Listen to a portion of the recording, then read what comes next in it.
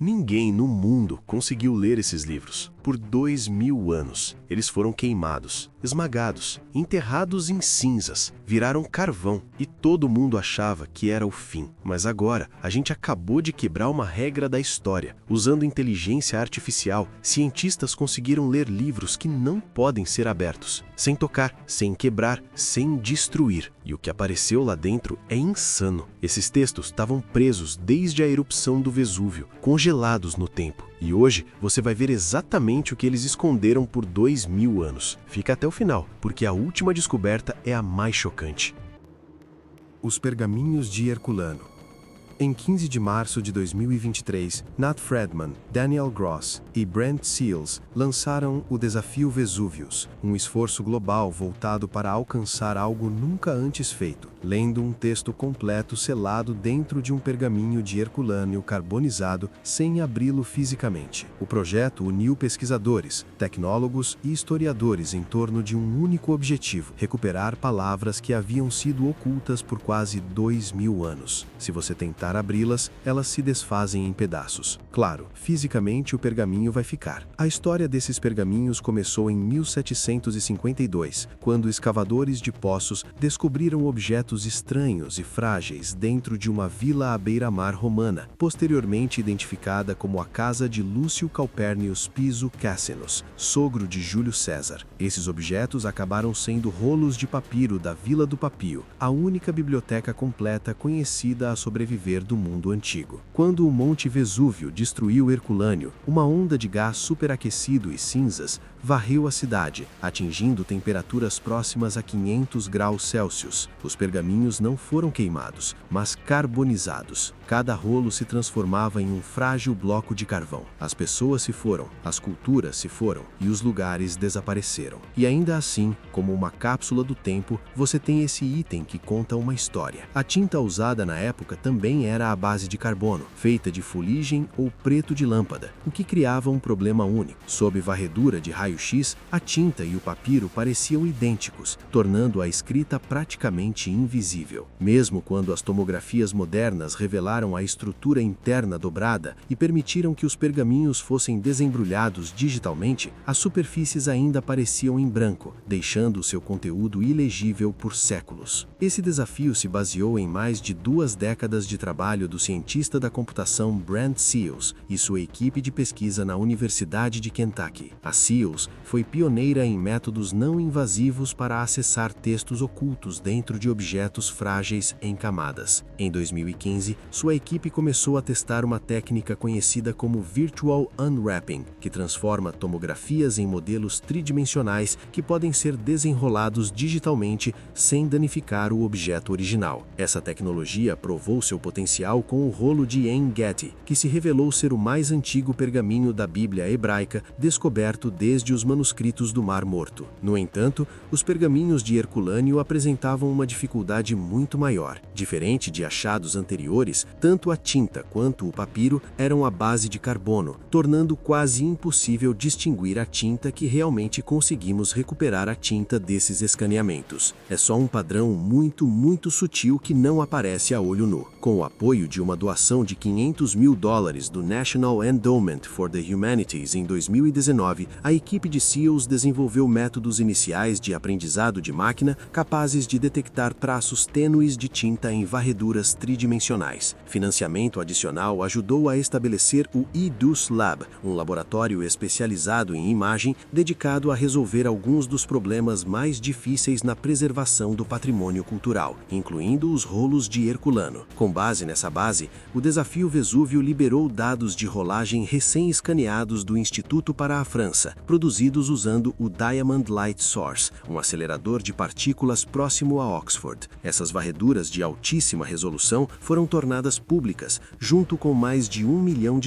em prêmios contribuídos por uma ampla gama de doadores. Quase imediatamente, uma comunidade global se formou, reunindo estudantes, engenheiros, historiadores e pesquisadores dispostos a enfrentar um problema que resistia à solução há séculos. Menos de um ano depois, em dezembro de 2023, o esforço teve sucesso. Após cerca de 275 anos, o conteúdo de um pergaminho de Herculâneo totalmente lacrado finalmente foi tornado legível. Eles encontraram uma biblioteca com pelo menos 1.800 rolos antigos com textos em grego e latim. O grande prêmio de $700 mil foi concedido a Youssef Nodar, Luke Ferreter e Julian Schilliger. A equipe utilizou múltiplos modelos de inteligência artificial para verificar seus resultados. 3 estudantes, incluindo um americano de 21 anos, encontraram a melhor solução. E esse é o resultado, garantindo que detectavam padrões reais de tinta em vez de variações aleatórias no papiro, atingiram mais de 85% de precisão em distinguir tinta antiga real de ruído de fundo nas varreduras. Isso superou muito as expectativas, já que a maioria dos organizadores acreditava que havia menos de 30% de chance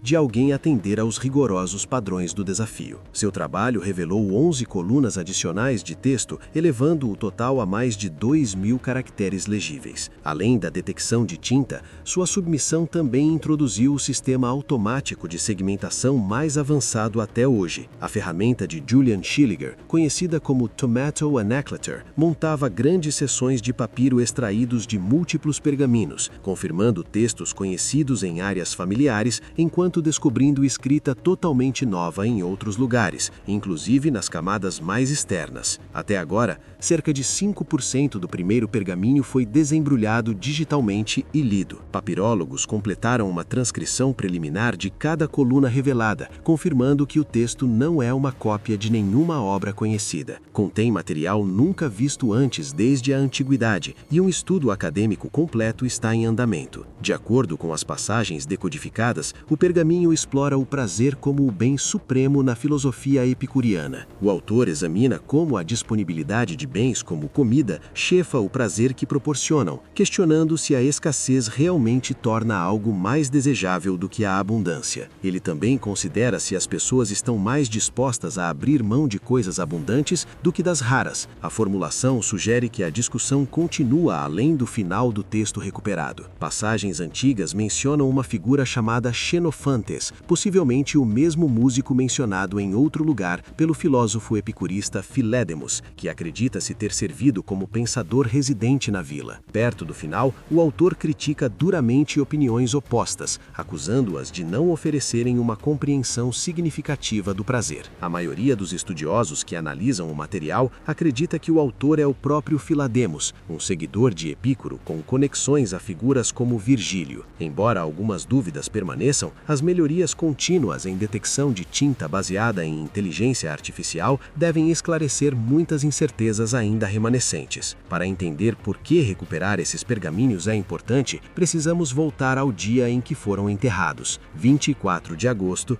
de 79 d.C. A ira do Monte Vesúvio.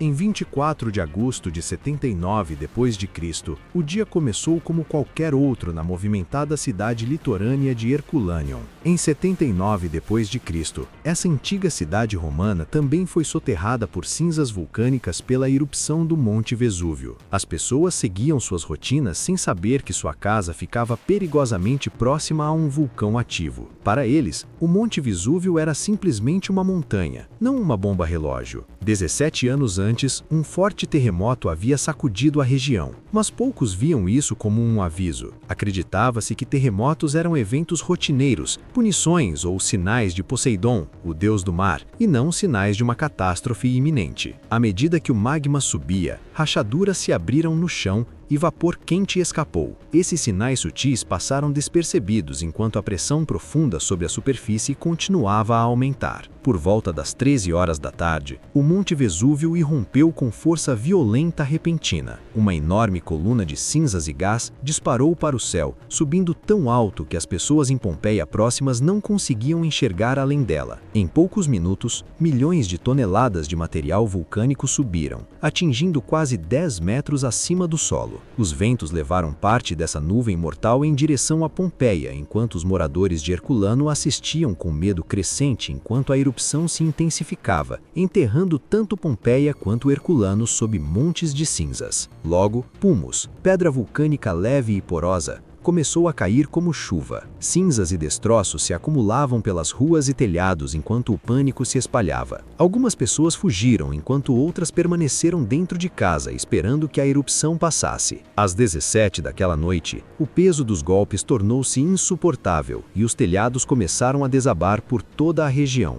Logo após a meia-noite, a erupção entrou em sua fase mais letal. A imponente nuvem de cinzas colapsou para dentro, liberando o que os geólogos chamam de fluxo piroclástico, uma avalanche de gás superaquecido, cinzas e rochas pulverizadas que desceu a encosta da montanha a mais de 100 km por hora. A temperatura interna ultrapassava 400 graus Celsius, quente o suficiente para vaporizar instantaneamente a carne humana. Herculano não teve tempo de reagir. A cidade foi dominada em segundos. Prédios, ruas e pessoas foram enterrados sob ondas de material escaldante. Nas horas seguintes, surtos adicionais ocorreram, empilhando camada após camada de detritos. Ao amanhecer, fluxos mais frescos chegaram a Pompeia, mas Herculano já havia desaparecido, selado sob 70 a 80 pés de depósitos vulcânicos, profundos o suficiente em alguns pontos para enterrar um prédio de 4 andares. Por séculos, acreditava-se que a maioria dos habitantes de Herculano havia escapado antes que o pior chegasse. Apenas um pequeno número de esqueletos era conhecido,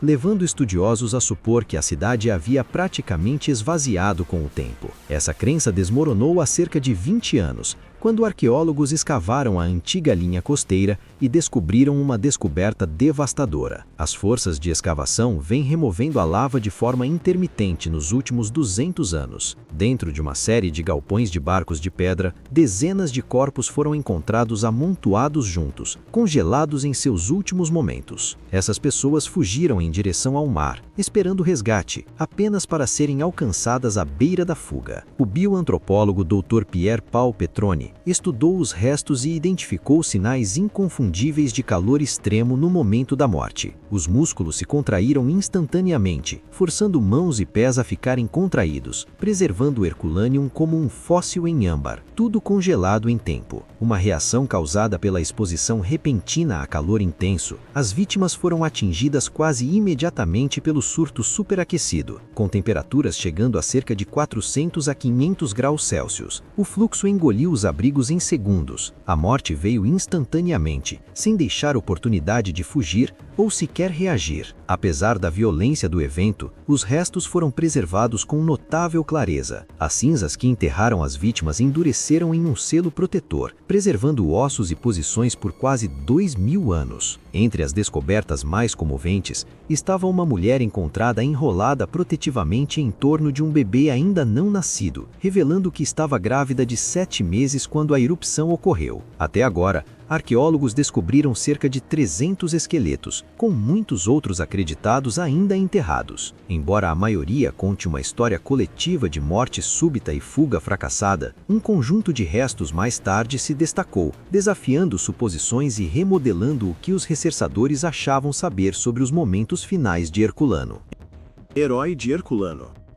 Para o historiador Adrian Murdoch, uma figura entre as vítimas de Herculâneo oferece uma rara janela para os momentos finais da cidade. Encontrado deitado de bruços na praia, este homem é conhecido como o espécime E26. Ele era um homem adulto cujo esqueleto estava quase totalmente preservado, junto com manchas de pele mumificada e enegrecida. Mesmo em seu couro cabeludo, pesquisadores podiam ver vestígios de tecido preservado, um lembrete marcante do calor extraordinário que o atingiu no momento da morte. O calor teria feito sua pele dissolver sob a pele, os músculos. O patologista forense moderno Dr. Richard Shepard, especialista em perícia de desastres, estudou o corpo e observou que a posição do homem conta uma história de luta. Sua própria postura não era um simples desabafo. Sua mão esquerda estava cravada no chão como se tentasse alcançar a segurança em seus últimos momentos. Mas se olharmos para a mão esquerda, você pode ver que ela não está apenas deitada no chão. Está cavando. O esqueleto captura um instante congelado no tempo, mostrando tanto a força da onda piroclástica quanto uma tentativa desesperada de sobreviver. Os Os investigadores também examinaram os objetos encontrados com ele: uma espada e adaga,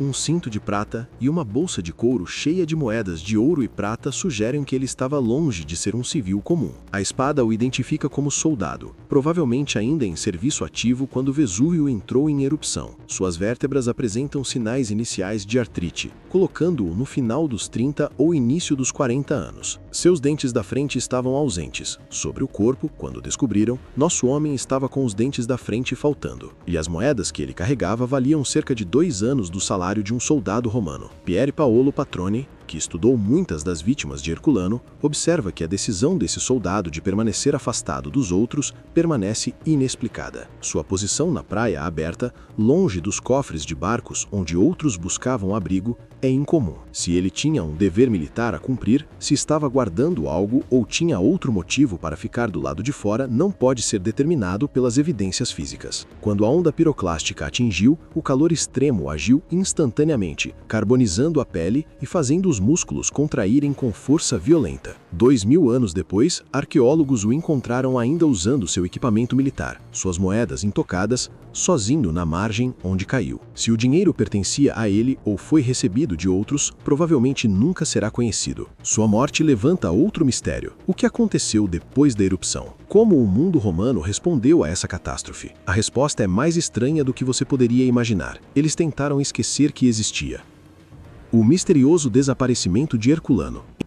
Enquanto o destino de Pompeia se espalhava pelo mundo, Herculano silenciosamente se esvaía da memória. Havia uma relutância deliberada em falar sobre a cidade e, na Idade Média, ela havia adquirido um status quase mítico. No século XVIII, Herculano era considerado uma cidade perdida em comparação com lendas como Atlântida. Com o tempo, as pessoas construíram suas cidades diretamente sobre as camadas de terra que enterraram a cidade e seu povo, sem saber o que havia sob seus pés. Esse silêncio foi finalmente quebrado no início do século XVII, quando um fazendeiro invadiu acidentalmente a cidade enterrada ao cavar um poço. A notícia da descoberta rapidamente chegou aos governantes bourbons do sul da Itália. O rei de Nápoles ordenou que equipes de trabalhadores escavassem túneis através da rocha vulcânica endurecida, procurando objetos valiosos para decorar seu palácio. O trabalho era extremamente arriscado. Os trabalhadores enfrentavam túneis desmoronando, gases tóxicos e condições perigosas nas passagens subterrâneas apertadas. A corte Bourbon priorizou a busca de tesouros em detrimento da segurança dos trabalhadores, tornando essas primeiras escavações primitivas e perigosas. Os escavadores Bourbons cortavam paredes e tetos sem entender muito o que havia à frente, ofenvente encontrando apenas mais rocha sólida. Exaustos pelo medo e exaustão, frequentemente abandonavam túneis, convencidos que haviam chegado à borda da cidade enterrada. Grandes escavações recomeçaram em 1738, sob o patrocínio de Carlos III da Espanha, que havia começado recentemente a construir um palácio real nas proximidades, em Portici. Ele colocou o projeto sob a supervisão do engenheiro militar Giovanni Antonio Medradano e do oficial espanhol Joaquim de Alubier, marcando o primeiro esforço em grande escala e organizado para descobrir Herculano. O trabalho deles levou à publicação de La Antiquità Herculano, uma série que espalhou imagens da cidade enterrada por toda a Europa. Essas publicações tiveram um efeito poderoso no gosto europeu e ajudaram a impulsionar a ascensão do neoclassicismo. No final do século XVIII, desenhos inspirados em Herculano apareceram em objetos de moda, como pinturas murais, mesas tripés, queimadores de perfume e até xícaras de té. Estilos romanos, há muito tempo enterrados sob o solo, agora moldavam casas e palácios muito além da Itália. Apesar desse impacto cultural, as escavações foram interrompidas novamente em 1762. O estudioso Johann Joachim Winckelmann condenou o trabalho como uma caça a tesouro descuidada, em vez de um estudo cuidadoso. Ao mesmo tempo, a atenção se voltou para a vizinha Pompeia, que era muito mais fácil de escavar, ficando sob apenas 4 metros de material vulcânico, em comparação com cerca de 20 metros em Herculano. O interesse por Herculano reviveu no século XIX. Entre 1828 e 1837, o rei Francisco I ordenou novas compras de terra e incentivou novos esforços de escavação. Após a formação do Reino da Itália em 1861, essas aquisições continuaram, permitindo que os arqueólogos expandissem o sítio ao leste. Em 1875, as escavações haviam avançado significativamente, restaurando Herculano à história depois de séculos de abandono. Apesar de décadas de escavações e escavações, apenas uma pequena parte da antiga cidade foi descoberta. Andrew Wallace Hedrill e a equipe moderna de escavação acreditam que grandes edifícios públicos ainda permanecem escondidos sob o solo, possivelmente incluindo bibliotecas ou complexos de banhos adicionais que os primeiros caçadores de tesouros nunca alcançaram. Esses espaços enterrados podem conter pistas vitais sobre a vida cotidiana na antiga cidade. Em um túnel recém-exposto, Andrew consegue ver claramente o dano combinado causado pela erupção e pelas primeiras escavações. Uma fileira de colunas que antes se erguia agora está despedaçada, seus topos separados das bases pela força de Vesúvio. Essas colunas pertencem a uma basílica, um importante edifício público romano onde oficiais se reuniam e disputas legais eram resolvidas. Usando mapas detalhados criados durante o período Bourbon, especialistas conseguem reconstruir o layout original da basílica e imaginar sua antiga escala. Embora grande parte da arte já tenha sido removida há muito tempo, restam fragmentos de afrescos e artefatos dispersos. Os escavadores Bourbons cortavam tudo o que consideravam valioso, abandonando o resto. As escavações Bourbons trouxeram à luz uma remarcável arte romana, mas ignoraram a história mais ampla da cidade e de seu povo. Pelos padrões modernos, seu trabalho se assemelha mais a saques do que a arqueologia, movido por riqueza e prestígio do que por entendimento. Mesmo assim, eles não levaram tudo. Além dos restos humanos, o que mais foi preservado dentro desta cidade esquecida? Análise de DNA dessas pessoas, sabemos que a maioria das mulheres é apenas local. Descobertas chocantes. Arqueólogos que trabalhavam em Herculano continuaram a descobrir descobertas marcantes, incluindo uma rara cabeça de estátua pintada encontrada perto da basílica. A doutora Mônica Castaldi é responsável por proteger e estudar essa peça frágil, que oferece um vislumbre incomum da arte romana antiga. Quando recebeu a notícia da descoberta, imediatamente instruiu sua equipe a manter a cabeça úmida selando-a em um saco plástico, sabendo que a camada fina de tinta poderia ser perdida se secasse rápido demais. Graças à sua rápida reação, a superfície pintada sobreviveu, revelando detalhes finos que raramente são preservados. A cor ao redor dos olhos é especialmente nítida, conferindo ao rosto uma presença semelhante a uma mentira raramente vista em esculturas antigas. Especialistas acreditam que a cabeça representa uma guerreira amazona, uma figura familiar na mitologia romana, e provavelmente já esteve entre muitas estátuas dentro da basílica. Herculaneum se destaca de Pompeia pela forma como os materiais orgânicos foram bem preservados. Estruturas de madeira, alimentos, tecidos e até os andares superiores dos edifícios sobreviveram, oferecendo um panorama mais completo da vida cotidiana romana. O que realmente diferencia o local é a sobrevivência de objetos domésticos do dia a dia, que parecem próximos e familiares. A preservação da madeira é especialmente rara, pois geralmente sobrevive apenas quando queimada, encharcada ou completamente seca. No Herculano, intensas ondas piroclásticas carbonizaram a madeira, fixando sua forma no lugar e preservando escadas, tetos, prateleiras e móveis com notável clareza. Algumas das descobertas mais delicadas permanecem fora da vista do público. Em um cômodo, arqueólogos encontraram móveis carbonizados, incluindo uma cama com uma elegante estrutura de madeira. Você imediatamente vê a divisória de madeira carbonizada que dá nome ao prédio. O calor transformava a madeira em carbono, mas cada detalhe entalhado permanecia visível. Em casos mais raros, madeira não carbonizada também sobreviveu, como uma porta de armário que permaneceu intacta, provavelmente porque foi exposta a uma explosão de calor menos intensa. A madeira não era o único material orgânico a resistir. Arqueólogos descobriram uma cesta de vime possivelmente usada para pesca, junto com um pão romano que havia sido fatiado e carimbado. O pão ainda trazia as letras A, V e M, mostrando como os padeiros marcavam o pão para que os clientes recebessem o pedido correto. O significado exato desses selos é debatido entre estudiosos. Eles podem ter indicado o nome do padeiro, o dono da flor, ou servido como uma forma de controle de qualidade. Sobre as casas corria um antigo sistema de esgoto, que também servia como depósito de lixo. O professor Mark Robinson estudou esse material e encontrou cerâmica quebrada e restos pratos de comida que revelam como o povo de Herculaneum cozinhava e comia. As cozinhas frequentemente eram colocadas ao lado dos vasos sanitários,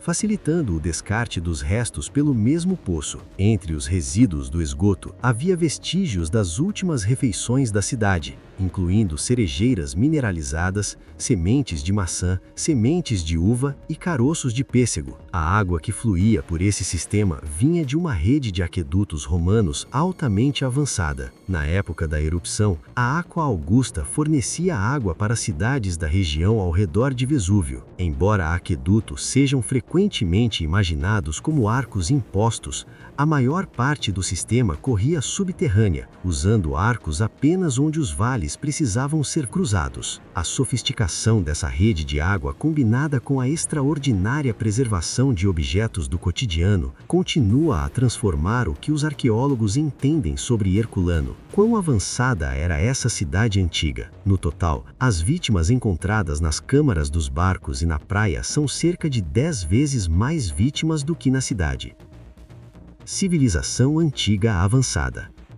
Em Herculaneum, a água era cuidadosamente gerenciada e compartilhada por toda a cidade, usando um sistema altamente organizado. A água era primeiro limpa e dividida em estações de tratamento nas periferias da cidade, depois enviada por 3 canais separados, um para os banhos públicos, outro para as casas privadas de famílias ricas e um terceiro para fontes onde todos podiam puxar água. No coração desse sistema estava uma torre divisória construída no ponto mais alto da cidade. A torre regulava a pressão da água e, quando a pressão aumentava demais, o excesso de água era empurrado por pinos para torres menores nas esquinas das ruas, onde reservatórios adicionais a armazenavam. Temos canos de chumbo subindo e isso gera pressão para que a água entre em cada casa. De lá, canos de chumbo levavam água para fontes públicas, garantindo um fluxo constante e confiável. Essa abordagem, conhecida como sistema de descarga constante, significava que a água nunca parava de correr. As torneiras públicas sempre forneciam água potável, oferecendo uma conveniência e confiabilidade que tornavam a vida na cidade notavelmente confortável. Esse suprimento constante foi uma das muitas formas como os romanos transformaram a vida cotidiana, combinando a habilidade de engenharia com planejamento urbano cuidadoso para melhorar cidades por toda a região. Na época da erupção, Herculaneum era uma cidade próspera e pacífica.